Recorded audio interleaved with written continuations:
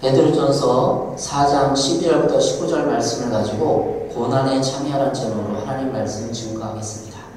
고난에 참여하라. 고난은 우리에게 괴로움과 어려움을 아울러 이루는 말입니다. 괴로움과 어려움을 이루는 말. 고난을 극복해야 됩니다. 고난을 극복해야 된다고 많은 삶을 살아간 선배들이 얘기하고 강연하고 그렇습니다. 그러나 우리 그리스도인은 고난을 극복할 뿐더러 고난을 극복할 뿐더러 고난을 초월하고 또한 고난에 참여해야 됩니다. 오늘 성경 말씀에 13절 오히려 너희가 그리스도의 고난에 참여하는 것으로 즐거워하라 이렇게 말하고 있습니다. 그래서 우리 그리스도인은 고난에 참여해야 됩니다. 무슨 소리입니까? 고난을 극복하기도 했는데 고난을 더 동참하고 참여하고 내가 오히려 고난받기를 즐거워된다는 것은 이상한 말이지 않습니까? 여러분과 같이 이 말씀을 묵상해보고 연구해보고 고난에 참여할 수 있는 그리스도인이 되기를 바랍니다. 설교를 준비하면서 저희 고난을 생각해 보았습니다. 어렸을 때 또 초등학교, 중고등학교 다닐 때 청년기 또 결혼하고 전 이후 쭉 고난을 생각해 봤는데 제가 고난을 안 받은 적이 없었어요. 제가 7살 때 부모님이 다 돌아가셔가지고 그때는 고난이 뭔지도 몰랐는데 고난에 이렇게 뛰어든 것 같아요. 그래서 부모님이 다 돌아가셔가지고 형님들은 흩어지고 누나들 흩어지고 제가 큰 집에서 2년 동안 7살, 8살 때 이렇게 지냈습니다. 부모님이 일찍 돌아가셨기 때문에 경제적인 고난 또 중학교 때도 교회를 다녔는데 가족 식구들이 예수 믿는 걸 이해해주지 못하고 또 좀 고난 당한 게 있고 제 삶은 어렸을 때부터 고난의 연속이었던 것 같아요. 그런데도 예수님 믿고 예수 믿은 이후의 삶이 너무나 중학교 때 교회를 다녀서 예수님 영접했는데 너무나 달라졌어요. 생각이 달라지고 마음이 달라졌어요. 그런데 여전히 행복하기도 하고 달라지는데 신앙생활하면서도 뭔가 기쁨이 있는데도 여전히 고난은 밀려갔어요.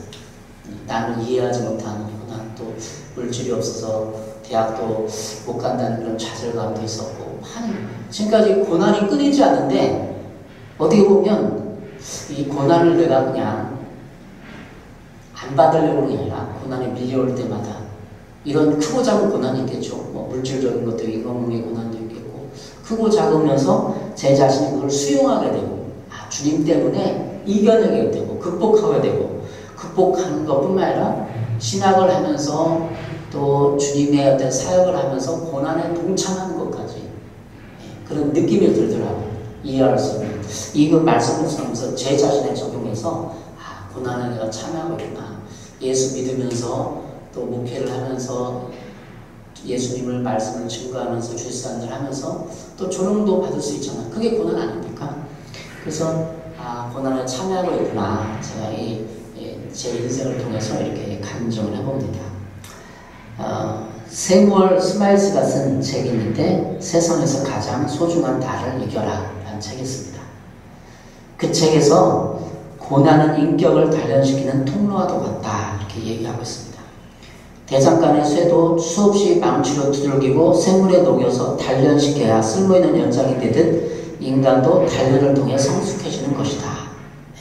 고난이라는 일시적인 충격이나 또 계속되는 실패, 이 모두가 알게 모르게 인격을 고양을 시키는 촉중제가 된다. 만약 그 사람의 환경이 넉넉하다면 그나마 지니고 있던 재능도 그 환경에 묻혀버릴 수 있다. 애써 노력하지 않아도 모든 게 다 가능하리라 믿기 때문이다. 그런 만큼 일이 뜻대로 되지 않을 땐 심각한 좌절감에 빠지기도 한다. 반면 환경이 불우하고 고난에 단련된 사람의 재능은 몇 배 꽃을 피우고 열매를 맺게 될 것이다. 고난의 종류도 여러 가지가 있다. 질병, 무기력, 실업, 가난 등. 만일 세르반테스가 지독한 가난과 궁핍에 시달리지 않았다면 돈키호테 같은 작품이 쓰여지지 않았을 것이다. 오늘은 고난에 대한 여러 가지 많은 얘기 중에 그 책에서 얘기하는 것이 고난의 핵심입니다. 인격을 단련시키고 고난을 통해서 우리 삶을 더 풍성하게 하고 내 자신이 개발된다는 거죠. 그러나 이것뿐만 아니라 그리스도의 고난은 이것을 초월하는 주님이 주시는 우리에게 신앙적인 성숙과 성장을 맛볼 수 있는 기회입니다. 오늘 본문에 1절에 있죠. 12절 베드로전서 4장 12절 사랑하는 자들아 너희를 연단하려고 오는 불시험을 이상한 일을 당한 것 같이 이상히 여기지 말고. 우리가 그리스도인인데 예수를 믿는데 하나님을 돌봐주고 보여주겠는데도 불시험이 온다는 거죠. 근데 그거를 이상히 여기지 말라. 누구나 다 고난은 예수 믿든 안 믿든 오기 마련이라는 거죠. 세 번역 성경에는 사랑하는 여러분, 여러분을 시험하려고 시련의 불길이 여러분 가운데 일어나더라도 무슨 이상한 일이나 생긴 것처럼 놀라지 마십시오. 이게 놀란 것 같아요. 왜 그래서 나에게 하나님이 있음에도 하나님 믿음에도 하나님 지켜준다고 나를 사랑한다고 해도 왜 이런 고난이 오는가? 이상히 여기지 말라는 거죠. 고난은 다 오는 것이다. 우리는 고난받고 고난에 참여한 자입니다. 베드로전서 1장 6절에 보면 그러므로 너희가 이제 여러 가지 시험을 말미암아 잠깐 근심하게 되지 않을 수 없으나 오히려 크게 기뻐하는도다. 마치 우리가 신앙 안에서 보면 우리가 이 당하는 고난과 환난과 고통은 잠깐이라고. 잠깐.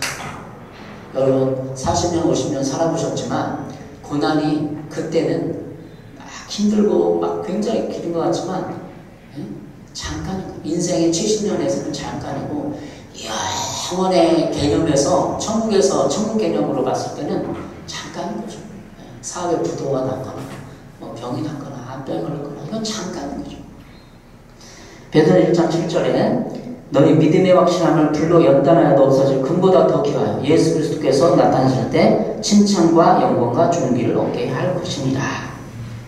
믿음의 확실함을 불로 연단하는 거죠. 그래서 금처럼 불순물을 빼서 우리가 예수님이 재림하실 때 천국에 갈 때 칭찬과 영광과 존귀를 얻게 하려고 고난을 허락하는 거다. 우리는 천국 갈 때 주님이 우리를 보고 칭찬해 주실 것이고 영광을 받게 될 것이고 존귀하게 여기게 될 거예요. 고난을 이겨내는 자에게, 고난에 참여하는 자에게. 베드로전서 1장 9절에 믿음의 결국 곧 영혼의 구원을 받습니다. 우리의 고난은 믿음을 지키다가 힘든 일이 많이 있잖아요. 믿음을 지키고 주일날 어디 안 빠지고 직장에서 예수님 때문에 술, 담배 안 먹고 이런 어떤 것이 고난이지. 그런데 결국은 우리가 구원을 받게 되는 것이죠. 영혼의 구원을 받게 되는 것이죠. 죄로 인한 고난과 믿음의 시련인 고난이 있습니다. 내가 이 세상에서 죄를 짓기 때문에 고난이 있고 또 믿음의 시련을 주는 하나님이 우리에게 베푸시는 허락하시는 고난이 있습니다. 세상 가치관과 예수 믿는 가치관 때문에 겪는 고난도 있습니다. 고난을 여러 개 살펴봤을 때 안 믿는 이들에게도 고난이 있죠. 이 세상에 살면 다 고난에 처하는 것입니다. 그러나 고난의 근본적인 것을 찾고자 하면 창세기를 여러 번 알 수 있습니다. 왜? 창세기는 인류가 하나님 앞에 죄를 범하고 고난이 들어왔기 때문에 그 창세기를 보면 우리가 왜 고난을 받고 왜 하나님이 이 땅에 고난을 허락했는지 철학적인 질문들을 하고 해결할 수 있기 때문입니다. 창세기 3장 15절부터 18절에 보면 고난에 대한 여러 가지 의미들이 해석되어 있습니다. 제가 나누고자 합니다. 창세기 3장 15절입니다. 내가 너로 원수가 되게 하고 내 후손도 여자의 후손과 원수가 되게 하리니 여자의 후손은 내 머리를 상하게 할 것이요 너는 그의 발꿈치를 상하게 할 것이니라 말하고 있습니다. 여기서 너는 심판받을 뱀을 말하고 있습니다. 뱀이 아담과 유혹해서 꼬셔서 선악과를 따먹었잖아요. 하나님이 15절에는 심판을 하는 거예요. 뱀에게 심판하는 거예요. 내가 너로 여자와 원수가 되게 한다. 너는 누구죠? 뱀을 말하는 거죠. 그런데 여기 원수가 누구죠? 원수는 마귀를 말하는 거죠. 이 세상 원수는 원수 마귀가 되는 것입니다. 여러분 우리가 아무리 이 세상에서 성공적인 삶을 살려고 발버둥치고 윤리 도덕을 지키고 열심히 노력해도 안 되고 꼬이고 힘든 이유가 있어요. 바로 원수 때문에, 원수 마귀 때문에 그래요. 그래서 기도가 필요해요. 우리는 원수 마귀 이기려면 기도가 필요하고 원수 마귀가 있기 때문에 교회와 목회자가 필요한 거예요. 교회가 필요한 이유는 뭐냐면 원수 마귀가 이 세상을 다스리고 영향권 안에 있기 때문에 우리가 기도함으로 교회에서 그 원수 마귀의 지배에 있는 사람들을 구원하고 또 내가 아무리 열심히 해도 끊을 수 없는 고난과 고통과 이유가 있잖아요. 내가 아무리 사랑하려고 아내를 사랑하려고 하고 자녀에게 잘하려고 하고 인생을 행복하게 살려고 해도 안 되는 이유가 있잖아요. 아무리 발버둥 쳐도 안 되는 이유가 있어요. 그게 원수 마귀 때문에 그래요. 원수 마귀가 공격해오고 우리에게 속삭여서 유혹하고 우리를 넘어뜨리고 있기 때문에 그래서 교회는 원수 마귀를 잡는 역할을 합니다. 원수 마귀에 도전하고 원수 마귀를 묶어버리고 원수 마귀 활동하지 못하게 하는 역할이 교회에서 하는 것입니다. 우리의 삶은 철저하게 전쟁 상황이 있어요. 원수 마귀와 전쟁하는 거예요. 왜? 원수. 여자의 후손과 원수가 되게 하느니 여자의 후손은 너 머리를 상하게 할 것이요 너는 그의 발꿈치를 상하게 할 것이니라. 예. 뱀으로 상징되는 원수 마귀가 인간의 그 여자의 후손, 아담의 후손을 사람들을 계속 발꿈치를 상하게 합니다. 발을 물어뜯는다고 해가지고 우리가 막 크게 막 상처받거나 죽진 않아요. 그러나 우리의 내면과 삶과 발꿈치를 자꾸 물어뜯고 독을 주입하고 공격하는 무리들이 있다는 거죠. 그것이 원수마귀입니다. 창세기 3장 15절은 원시복음을 해가지고 여자의 후손 예수님이 이 땅을 딱 와서 뱀의 머리를 딱 때려버리는 거예요. 뱀으로 상징되는 사탄을. 그래서 예수님 십자가 사건은 뱀의 머리를 상하게 할 것이고 뱀의 머리를 깨쳐버리고 사단의 권세가 깨진 거예요. 이 땅에 고난이 있는 이유를 여러분이 아무리 노력해도 나는 안 돼. 좌절하지 마시고 원수 마귀에게 보내세요. 원수 마귀가 원인이 있는 거예요. 가정을 깨는 이유도 원수 마귀 때문에 우리가 행복하고 사랑하고 아내를 아끼고 그리고 결혼하지 누가 아내하고 뭐 다투고 싸우려고 이혼하려고 하나요? 그 원수 마귀 때문에 원수 마귀가 뿌려놓은 가치관 때문에 그렇습니다. 그래서 우리가 고난의 이유는 원수 마귀의 근원을 찾을 수 있습니다.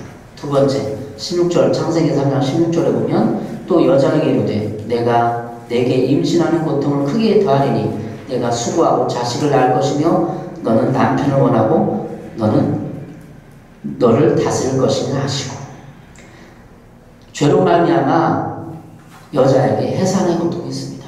그리고 남편에 대한 상하와 복종을 징벌로 받았습니다.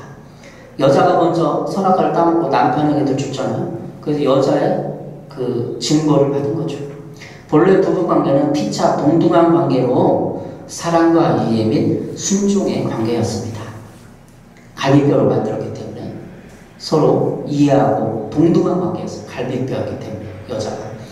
결국 여자의 권위가 이 징벌로 말미암아 하나님의 심판으로 말미암아 박탈당했어요. 그 지위가 낮아지고 만 거예요. 그러나 이 말은 보다 강화되고 법조문화된 부부간의 위계 질서를 의미할 뿐 예속이나 노예 상태를 의미하지는 않습니다. 그러나 예수 그리스도 말미암아 서로 사랑의 계명이 주어졌습니다. 우리가 흔히 알고 있는 우리 한국인 속에 있는 그 유교 사상 때문에 결혼하면 여자를 낮추는 부부 유별해가지고 구별하는 그런 의식들이 있어요. 그렇기 때문에 결혼 생활을 하더라도 내가 여자하고 구별해서 나는 남다르서 뭔가 다르다 이런 의식이 있는 거예요. 그러니까 여자를 대할 때 나는 너보다 우월해 달라 이런 생각을 가지고 아내를 대하니까 가정이 화목하지 않고 안 되는 거예요. 주님이 예비하신 이 온전한 가정, 이 창세도부터 하나님이 예비했던 그 가정이 안 되는 거예요. 골로새서 3장 18, 19절을 말합니다. 아내들아 남편에게 복종하라. 이는 주 안에서 마땅하니라. 남편들의 아내를 사랑하며 괴롭게 하지 말라. 예수 믿은 이후에 예수님 이후에 기독교 가정에서 이런 일이 있어야 되는 거죠. 에베소 2장 23절 보면 아내들은 자기 남편에게 복종하기를 주께 하라.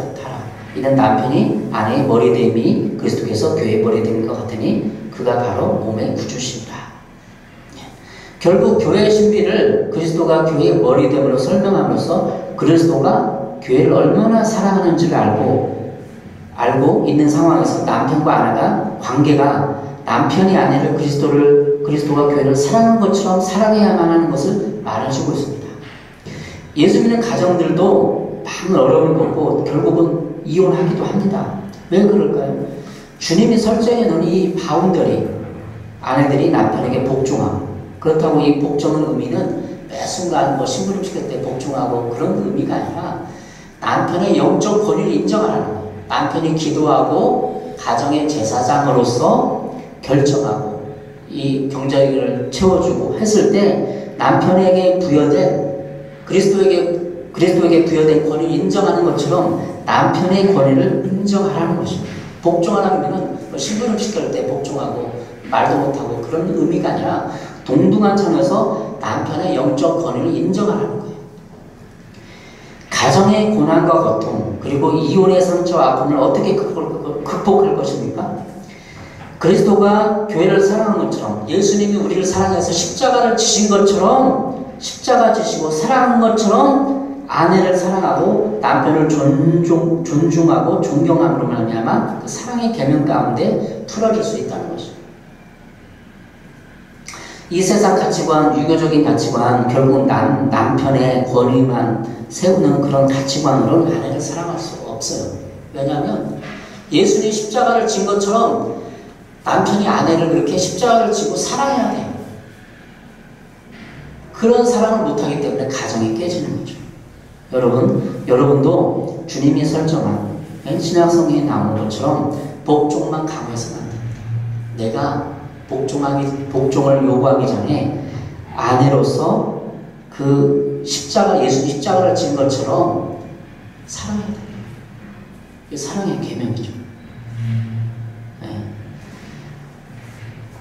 왜 지금 제가 고난을 말하는데도 이 창세기인데 이걸 말하냐면 다 고난을 가정에서 직장에서 사회에서 마귀가 뿌려놓은 가치관 때문에 고난을 겪는 결국은 가정이 깨지고 이혼하고 직장에서 이 모든 것이 다 이 창세기에 나와 있는 것처럼 원인이 거기에요. 우리는 권위자들에게 복종해야 됩니다. 교회에서 목회자의 권위와 남편의 권위와 선생님의 권위와 사장님의 권위에 복종해야 돼요. 그러나 거기에 복종은 결국 인격을 모독하고 그런 복종이 아니라 동등한 차원에서 하나님이 주신 권위를 인정하면서 십자가를 지는 마음으로 사랑하고 서로 복종해야 된다는 거죠. 이해해야 된다는 거죠.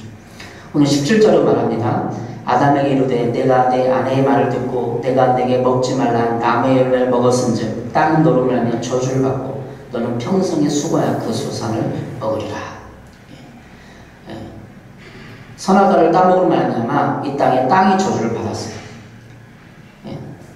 땅은 너로 말미암아 저주를 받고 그래서 평생 수고하는 것입니다. 우리가 고난을 어떻게 이해할 것이냐? 그냥 내가 예수 잘 믿는데도 내가 열심히 사는데도 왜 고난을 받고 우리 이렇게 힘듭니까? 그 원망과 불평밖에 안 나와요. 창세기 올라가서 땅이 저주를 받았구나. 땅이 저주를 받았구나. 내가 아무리 안 돼도 안 되는 건 안 되는구나. 인정해야 내 마음이 열을 안 받고 분노가 안 차. 이 땅은 다 땅이 저주를 받은 세상이에요.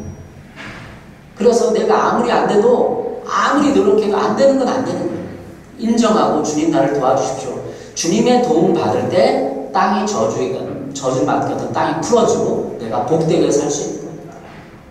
주님을 붙잡지 않으면 땅이 저주를 받았는데도 나는 열심히 땅을 파고 농사를 짓고 씨를 뿌리고 고통을 받아요.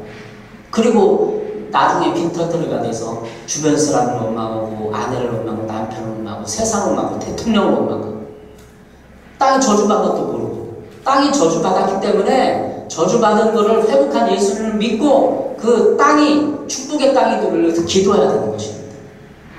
여기에 저주에 대한 고난에 대한 근본적인 이해가 있어요. 세상 사람들은 다 열심히 노력해도 안 되면 다 누구 원망하고 부모님 원망하고 대통령 원망하고 죽어버리고 자살하잖아요. 그렇잖아요. 근데 우리는 땅이 이 저주받은 걸 인정해야 돼요. 아무리 내가 고통을 열심히 해도 사장이 안 될 수 있어요. 그걸 인정해야 되고 주님 내가 사장 되게 도와주십시오. 그 많은 재물을 가지고 많은 사람들을 먹이고 구제하고 살겠습니다. 이렇게 기도해야 하나님이 돈을 주는 거예요. 땅이 저주받았는데 거기서 갈아서 뭐합니까? 씨를 뿌려서 뭐합니까? 창세기 3장 18절 이렇게 말하고 있습니다. 땅이 내게 가시덤불과 엉겅퀴를 낼 것이라. 내가 먹을 것은 밭의 채소인즉. 엉겅퀴는 만물의 대표자인 아담의 범죄로 말미암아 땅 역시 저주를 받아 땅에 솟아는 가시덤불과 엉겅퀴 같은 잡초밖에 없습니다. 인간은 이제 수고와 땀을 흘려 땅을 일구고 경작해야만 겨우 땅으로부터 먹을 것을 얻을 수 있습니다. 이게 죄된 인간이 받은 심판의 결과예요. 그래서 우리가 땀을 흘려야만 이 땅에서도 먹을 수 있습니다. 부자들 일 안 하고 그냥 먹는 것도 어떻게 보면 죄예요. 하나님께 창조의 질서대로 안 만들었는데 불로소도 일하는 거.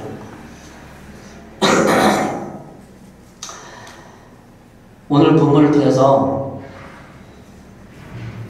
베드로전서 4장 10절 본문을 통해서 고난에 동참하는 주님의 말씀을 요구받았는데 고난이 왜 왔는지 창세기에서 살펴봤습니다. 예.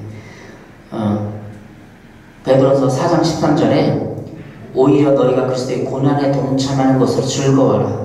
이는 그의 영광이 나타나실 때 너희를 즐거워하고 기뻐하게 하려 함이라. 세변역 성경에 이렇게 말하고 있습니다. 그만큼 여러분은 그리스도의 고난에 동참한 것이니 기뻐하십시오. 그러면 그의 영광이 나타날 때에 여러분 또한 기뻐되며 즐거워하게 될 것입니다. 14절에 이렇게 말하고 있습니다. 세번역 성경에 여러분이 그리스도의 이름으로 모욕을 당하면 복이 있습니다. 영광의 영, 곧 하나님의 영이 여러분 위에 머물러 계시기 때문입니다. 그리스도인이 비그리스도인, 안 믿는 사람들과 함께 생활하고 직장생활 했을 때 상황을 한번 생각해 보겠습니다. 직장에서, 가정에서 우리는 안 믿는 이들과 구별됩니다. 술, 담배를 안 하죠. 일요일날 회의도 안 하고 회사 일도 안 하고 교회 간다고 하죠. 우리는 다 이 세상 사람들과 같이 생활합니다. 그러나 우리는 두 왕국에 살고 있습니다. 하나님 나라와 내 조국 대한민국입니다. 또한 하나님 나라의 시민으로서 기독교인으로서 생활 방식과 신앙 생활 방식이 있습니다. 그런데 이 세상은 세상 가치관으로 우리 신자들이 믿음의 생활에서 낙오하고 시험들도록 부추기고 있습니다. 또한 정면으로 우리의 삶을 조롱하고 있습니다. 예수 믿어봐. 저렇게 가난하게 살아 술, 담배 안 먹고 그러는데도 네가 가난하잖아. 조롱하잖아요. 우리는 이 세상에 살아가지만 하나님 나라와 윤리의 가치관을 가지고 살아가고 있습니다. 타종교, 특히 이슬람권에서 기독교인들이 어떻게 박해받고 있는지는 다 알고 있는 사실입니다.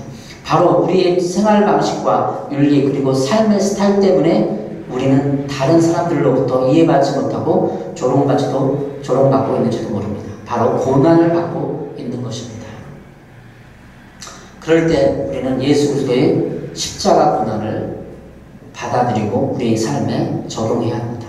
주님은 감난산에서 기도하실 때 이렇게 기도했습니다. 누가복음 22장 42절 이르시되 아버지여 만일 아버지의 뜻이거든 이 잔을 내게서 옮기시옵소서. 그러나 내 원대로 마시옵고 아버지의 원대로 되기를 원하나이다. 이 잔을 내게서 옮겨달라고 할 수만 있으면 십자가를 안 지고 싶었습니다. 예수님도. 그러나 내 원대로 마옵시고 아버지의 원대로 되기를 원하나이다. 십자가를 받아들인 거죠. 고난을 받아들인 거죠. 예수님도 안 무섭겠어요. 십자가를 지고 죽는다는데 인간의 육신을 입으신 육체의 예수님이 고통스럽지 않고 왜 무섭지 않고 벗어나고 싶은 생각 없겠습니까? 우리도 마찬가지. 예수 믿음에도 목사임에도 힘든 건 힘든 거예요. 고통스러운 그냥 고난을 받아들이는 것 뿐입니다. 그러나 여기서 멈추지 않고 예수님에게 위로하고 격려를 주십니다. 요한복음 16장 33절 이것을 너희에게 이루는 것은 너희로 내 안에서 평안을 누리가 아니라 세상에서는 너희가 환난을 당하나 담대하라. 내가 세상을 이기었노라. 예수님께서 십자가의 세상을 이겼기 때문에 우리는 환난을 당하나 고난을 당하나 담대할 수 있습니다. 로마서 8장 35절 누가 우리를 그리스도의 사랑에서 끊으리오 환난이나 공고나 박해나 기근이나 적시나 위험이나 칼이라. 주님의 사랑에서 고난이 우리를 끊을 수 없습니다. 우리는 주님의 사랑을 깨닫고 십자가의 그 공로와 십자가의 그 사랑을 깨닫고 주님 앞에 나온 존재, 부르심받은 존재입니다. 우리는 우리 고난이 고통이 그 십자가의 사랑에서 끊을 수 없습니다. 로마서 8장 37절 그러나 이 모든 일에 우리를 사랑하시는 이로 말미암아 우리가 넉넉히 이기느니라. 넉넉히 이길 수 있습니다. 고난을 이길 수 있습니다. 고난은 아무것도 아닙니다. 넉넉히 기대니까 넉넉해요. 우리가 그만한 힘과 능력이 주님이 주신 힘 때문에 있습니다. 16절에는 고난으로 영광 돌리는 삶을 말하고 있습니다. 베드로서 4장 16절 만일 그리스도인은 고난을 받으면 부끄러워하지 말고 도리어 그 이름으로 하나님께 영광을 돌리라. 고난을 이기는 승리는 십자가의 승리입니다. 부활입니다. 예수님이 부활하기 때문에 우리는 아무리 있어서 고통을 당해도 결국은 죽을지라도 부활하고 다시 살아나고 천국에 입성할 수 있다는 거죠. 예. 로마서 6장 6절 우리가 알거니와 우리 옛사람이 예수와 함께 십자가에 못 박힌 것은 죄의 몸이 다시 죽어 다시는 우리가 죄에게 종노릇하지 아니하려 함이라. 우리 옛사람은 고난을 왔을 때 우리가 막 고난을 보면 막 본 마음은 불평하고 막 네가 그랬어, 네가 그랬기 때문에 그런 거야 하잖아. 근데 이걸 옛사람이에요. 예? 고난을 보면 왜 아내 핑계대요? 아내가 돈 못 벌어서, 남편이 돈 못 벌어서, 네가 그렇게 해서 이게 옛사람 십자가 못 박는 거. 예수와 함께 십자가에 못 박힌 것은 죄의 몸이 죽어 다시는 우리가 죄에게 종노릇하지 아니하게 하느니라. 고난이 오면 사람들은 다 핑계대겠어요. 나는 잘한 것 같은데 저 사람이 못한 것 같아. 고난이 오면 다 그렇죠. 아내 때문이야, 남편 때문이야, 자식 때문이야, 대통령 때문이야. 고난이 오면 다 그래요, 사람들이. 근데 그건 옛사람. 내가 옛사람 십자가에 못 박혀 죽고 주님과 연합해서 부활해서 살아야 돼. 로마서 8장 18절 생각하건대 현재의 고난은 장차 우리에게 나타날 영광과 비교할 수 없도다. 예수 믿는 것 때문에 고난당하고 이 세상에서 실패하고 좌절했더라도 우리가 천국에 가서 주님 그 영광과 주님을 바라보고 드는 영광과 비교할 수 없다.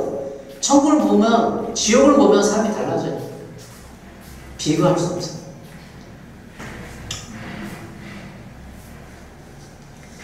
제가 아는 가까이 아는 목사님 중에 이런 목사님이 있어요. 교회를 건축하다가 큰 교회를 건축하다가 부도가 났어요. 그래서 부도가 났으니까 목사가 어떻게 하겠어요? 뭐 감옥에 가든가 근데 그 목사님은 산기도를 청결산기를 3개월 동안 다 겨울에 막 눈 오고 그러는데 막 겨울에 가서 산기도하고 불을 지고 기도하는 거예요. 근데 막 연기가 열려서 마귀가 막 시험하는데 마귀가 막 보이고 그런데 그래서 그 목사님이 저한테 간증을 직접 들으면 그렇다. 내가 잘못했다. 내가 죄인이다. 근데 어떻게 할래? 그때 그 마귀한테 어떻게 할래? 난 잘못했어. 죄인이야. 내가 잘못했어. 그런데 네가 뭐 어떡할래? 마귀가 잘 아무 소리도 못한대. 그게 우리의 신분이에요. 우리가 아무리 잘못하고 이 세상에서 뭐 부도가 나고 뭐 이혼을 하고 뭐 해도 내가 하나님 잘못했습니다. 회개하면 끝이에요. 마귀가 우리를 참수 못해요. 그럼 어떡할래? 내가 잘못했다고 하는데 네. 끝이에요. 우리 자녀들 어렸을 때 키우면 아무리 큰 잘못살도 막 잘못했습니다 빌면은 거기서 끝나잖아요. 그걸 뭐야 자식인데 패요 죽여 감옥에 집어넣어요. 그냥 끝이잖아요. 우리도 하나님이 믿는 그 권세는 그거예요. 우리가 인생에서 아무리 잘못하고 이혼하고 깨지고 사람을 살인하고 뭐하고 그래도 이 세상에 법정에서 딱 심판을 받지만 하나님 앞에는 예? 내가 잘못했습니다. 끝나는 거야. 회개하면 끝나는 거야. 그게 우리가 믿는 기독교의 진리의 핵심이에요. 잘못했습니다 하면 끝나는 거예요. 눈물 흘리고 통곡하면 끝나는 거예요. 그럼 죄가 없어지는 거예요. 얼마나 복된 삶입니까? 근데 세상 사람들은 잘못하고 이혼하고 뭐하고 부도맞고 뭐하고 그러면 그걸 감당 못해. 그 스트레스를 막 생활비 몇 개월치 밀리고 그러면 막 너무나 절망하는 거. 세상 사람들이 돈 그냥 뻗으면 돼. 동사무소 가서 자료를 구기고 나 이렇습니다. 예? 기초생활에서 적응해서 쌀 받으면 돼요. 근데 그걸 못하는 거예요. 그 절망감과 좌절감과 원망과 분노 때문에 그래서 죽어가는 거예요. 자살하는 거예요. 그 목사님은 그렇게 기도하고 연계가 열려서 예? 회개하고 연계가 열려서 부흥회가 연계가 열리니까 막 부흥회 때문에 교회에서 항상 초빙하는 거죠. 우리의 삶은 그런 것입니다. 너무 절망할 필요가 없어요. 고난을 기쁘게 받아들여야 돼. 이 고난을 통해서 주님이 줄 축복을 생각해야 되는 거죠. 오늘 19절에 보니까 고난에 임하는 자세가 나와 있습니다. 19절에 보니까 베드로전서 4장 19절입니다. 그러므로 하나님의 뜻대로 고난을 받는 자들은 또한 선을 행하는 가운데서 그 영혼을 미쁘신 창조주께 의탁할지어다. 하나님의 뜻대로 고난을 받는 자들은, 그러니까 우리가 고난을 오되 내가 잘못해서 그냥 뭐 원망할 필요가 없어요. 누구 남편 탓하고 원망할 필요 없어요. 하나님 뜻대로 고난을 받는데 왜 원망을? 하나님의 뜻대로 고난을 받는 자들은 선을 행하는 가운데 그 영혼을 하나님께 의탁하라. 이걸 세 번의 성경을 읽어보겠습니다. 그러므로 하나님의 뜻을 따라 고난을 받는 사람은 선한 일을 하면서 자기의 영혼을 신실하신 종을주께 맡기십시오. 고난을 받을 때 선을 행하기는 쉽지 않습니다. 고난이 오면 자기 분노와 자기 연민에 빠지기 쉽습니다. 그죠? 분노하는 것 처음에 고난이 오면 왜 나 이런 일이 나에게 오는가? 그리스도도 마찬가지예요. 그 분노를 벗어날 수가 없어요. 아무리 예수 잘못해도 일단은 막 열받는 거죠. 하나님이 그런 거예요. 그럼 자기 연민에 빠져요. 슬프기도 하고 나는 왜 이렇게 어렸을 때도 고난이 많은가? 근데 제가 예전에 어렸을 때부터 청년기 때 믿으면서 막 연민이 심했어요. 저도 우울하고 막 저를 보면 인생이 막 가정에 태어나서 부모님도 없이 살고 막 돈도 없고 대학도 막 돈도 없어서 못 가고 너무나 내 자신에서 연민에 빠졌던 적. 근데 연민 어떻게 보면 죄예요. 하나님이 인도하신 거를 못 보고 내가 내 스스로를 슬프게 여기고 하나님이 없는 삶으로 인생을 해석하는 그 연민에 빠지기 쉬워요. 그죠? 그러나 하나님 뜻을 이해하고 분별하면 그 가운데서 인생을 수용할 수 있습니다. 수용하는 거예요. 고난에 참여하라 동참하라는 것은 내 인생을 수용하라는 거예요. 과거에 그렇게 네가 고난을 받은 것을 하나님이 너를 연단하고 훈련하여서 훌륭한 인격을 빚어 만들고 훌륭한 믿음의 삶을 만들려고 하는 거라고 여기라는 거예요. 그게 고난에 동참하는 거예요. 그렇게 해석하지 않으면 늘 속에 쓴뿌리가 나는 거죠. 원망하고 우울에 빠지고 연민하게 되고 좌절하게 됩니다. 예수님이 십자가를 생각하며 십자가의 뒤에 영광을 바라볼 수 있습니다. 우리가 고난의 결국은 십자가를 지고 가서 천국에 입성하는 거죠. 하나님이 그 믿음의 삶을 사는 거예요. 그 영광을 바라봐야 돼요. 이 고난 뒤에 있을 상급을 바라볼 수 있습니다. 이 고난이 마귀의 공격과 해방이 아니라면 비그리스도인과 살아가는 세상에서 믿음의 가치관을 보여줄 수 있는 절호의 얘기입니다. 우리 사역자는 믿음 선교를 합니다. 이걸 페이스 미션이라고 하는데 하나님이 우리의 주인 되시며 인도하시고 경제권을 책임지시고 계시다는 것을 보여주는 것입니다. 세상 사람들에게 주위 사람들에게 돈을 안 벌어도 하나님이 네 가정을 책임지구나 보여줘야 돼요. 그래서 우리가 살아가는 삶의 스타일이 주님이 모든 것의 주인 되신다는 것을 인정함으로 하나님께 영광 돌리는 것입니다. 개척교회 목회자로 살아가면서 물질의 공급자 되시는 주님을 믿고 살아갈 때 그것을 주위 사람들이 보고 감동받고 하나님을 인정하는 믿음의 삶이 저런 것이다 라고 인정하게 되는 것입니다. 그러니까 개척교회를 하고 있어요. 돈 없이 살아가는 걸 보면서 꿋꿋하게 행복하게 하나님을 인정하며 사는 삶을 보면서 사람들이 감동받는 거예요. 주위 사람들, 친인척들이, 가족들이 그러면서 우리 인정해주지 뭘 인정하겠어요. 그러므로 우리의 삶은 이 마귀가 지배하며 절대적인 영향력을 행사하는 이 세상에서 그리스도가 인생의 주인이며 우리의 삶을 책임지고 있다는 것을 보여주는 것이 곧 주님 우리에게 요구하는 삶입니다. 우리가 목회하는데 뭔데 수십억을 벌겠어요? 뭐 하겠어요? 세상 사람들은 세금을 안 내고 소격 이득을 얻으려고 하지만 정직하게 세금 내고 선을 행하며 나눠주며 그 모든 것이 이 세상 가치관과 정면으로 부딪히는 것입니다. 그죠? 우리는 그리스도를 따르는 사람들의 삶을 보여줘야 합니다. 우리는 그리스도를 따르는 삶으로 행복할 수 있습니다. 그러므로 오히려 이 세상에서 하나님 말씀대로 살아가며 정직과 나눔 그리고 이해와 관용으로 살아갈 때 우리는 그 자체가 선이요 하나님을 의지하며 우리 영혼을 의탁하는 것입니다. 오늘 19장에 그러잖아요. 선을 행하며 행하는 가운데 그 영혼을 미쁘신 창조주께 의탁할지어다. 고난에 동참하고 참여하고 고난을 하는 뜻을 받으면 하냐면 선을 행하라는 거예요. 그 선이 뭐예요? 그냥 내가 물질 없이 주를 믿으면서 나누면서 행복하게 살아가는 게 선이에요. 하나님을 의지하며 우리 영혼을 의탁하는 것이죠.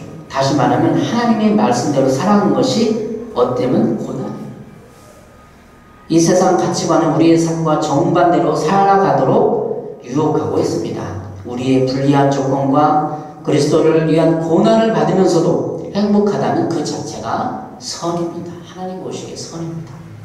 목양의 현장에서 이 세상 가치관을 맞닥뜨립니다. 그러면서 우리는 이 세상 가치관에 도전장을 내밀고 선을 행함으로 우리 영혼을 하나님께 맡기는 것입니다. 우리의 공로하심, 우리의 삶을 통해서 우리는 전도와 선교의 삶을 살아가는 것입니다. 그냥 우리의 삶이 기쁘고 행복하게 예수 믿으면서 예수 하나님 말씀대로 살아가는 주위 사람들에게 선교가 되고 전도가 되는 것입니다. 그것은 우리 감사의 생활과 행복의 생활입니다. 마귀는 우리의 감사를 빼앗고 불평과 원망과 분노를 자극합니다. 그래서 우리의 고난이 있는 것입니다. 이 인생길은 창세기 표는 땅에 내게 가시덤불과 엉겅퀴를 낼 것이다. 창세기 3장 18절에 얘기하겠죠. 땅이 저주를 받아서 땅이 내게 가시덤불과 엉겅퀴를 낸다고 했어요. 이 물리적인 공간과 사회는 우리에게 가시덤불과 엉겅퀴로 우리를 곤란하고 믿음의 생활을 포기하고 낙심하게 또 떨어지게 만들고 있습니다. 사람들의 마음밭을 보세요. 가시덤불과 엉겅퀴로 혼란케 하여서 미움과 시기 그리고 분노와 혈기를 갖게 합니다. 땅은 사람들의 마음이에요. 이 땅이 저주받았다는 것은 사람들에게 그 물리적인 세상의 어떤 경제적인 법칙이기도 하지만 이 땅은 사람들의 마음이에요. 예수님 비유했잖아요. 땅으로 비유했잖아요. 가시떨기, 엉겅퀴, 돌짝밭도 있고 좋은 밭도 있잖아요. 예수님의 비유에서도 땅은 사람들의 마음 말해주고 있어요. 그 마음밭에 가시덤불이 쥐고 엉겅퀴가 져서 더 이상 식물이 자랄 수 없을 정도로 밭이 피폐하게 되었어요. 바로 고난은 가시덤불과 엉겅퀴를 내면서 사람들을 낙심케 하며 삶을 포기하게 만드는 거예요. 고난을 통해서. 고난이 오면 사람들이 엉겅퀴가 가시덤불이 막 분노하고 원망하고 질투하고 막 미워하고 이런 게 가시덤불과 엉겅퀴. 그 사람들이 마음밭이 그렇기 때문에 내 주위 사람들 때문에 그냥 삶이 힘든 거예요. 지치고. 그게 고난 아닙니까? 이 세상에 고난의 이름으로 없는 자의 서러움과 무시를 경험한 이들은 엉겅퀴와 가시 때문에 상처받고 버림받고 고통당하고 있습니다. 마귀가 뿌려놓은 거짓말과 이 세상 가치관으로 사람들은 우울해지고 자살을 시도하고 있습니다. 이 세상에서 우리는 예수님 때문에 행복하며 삶의 주인이 있기에 삶의 우선순위가 정해져서 흔들리거나 요동하지 않습니다. 우리 그리스도인들은 그런 존재입니다. 아무리 가시덤불이 엉겅퀴 와도 삶의 우선순위가 있잖아요. 주님을 위해서 영광 돌리는 삶, 하나님 말씀대로 살아가는 삶 있잖아요. 그냥 흔들리고 요동하지 않아요. 세상 물질과 소득에 따라서 이것저것 흔들리지 않고 기준을 잡고 요동하지 않고 중심을 잡을 수 있습니다. 제일 심각한 죄책감과 두려움을 이겨낼 수 있습니다. 다시 말하면 소유에 집착하지 않는 하나님이 인정한 한 사람의 존재감을 가질 수 있습니다. 주님 앞에 기독교 신앙의 핵심은 그거예요. 소유로 사람들은 마귀들은 자꾸 우리를 유혹하고 넘어뜨리려고 하고 자괴감에 빠지게 만들지만 하나님 우리에게 이렇게 얘기하죠. 네 존재 자체다. 나는 너를 사랑한다. 네가 나의 사랑을 받고 네가 이 세상에서 행복하는 것이 좋다. 이거 하나님 얘기예요. 시편 2편 7절 말하고 있습니다. 내가 여호와의 명령을 전하노라. 여호와께서 내게 이르노니 너는 내 아들이라. 오늘 내가 너를 낳았다. 마태복음 3장 17절입니다. 하늘로도 소리가 있을 때 이는 내 사랑은 아니요 내 기뻐하는 자라. 우리가 고난의 현장에서 들을 음성이고요. 너는 내 아들이다. 너는 내 딸이다. 그것은 족하지 않느냐. 내 사랑하는 아들이다. 내 기뻐한다. 내가 너를 기뻐하는데 누가 너를 비난하고 저주하느냐. 이건 주님의 음성을 들어야 위로가 돼요. 여러분 가만히 주님을 부르면서 내가 너를 사랑한다. 너는 내 아들이다. 너는 내 딸이다. 이 위로를 받는 거죠.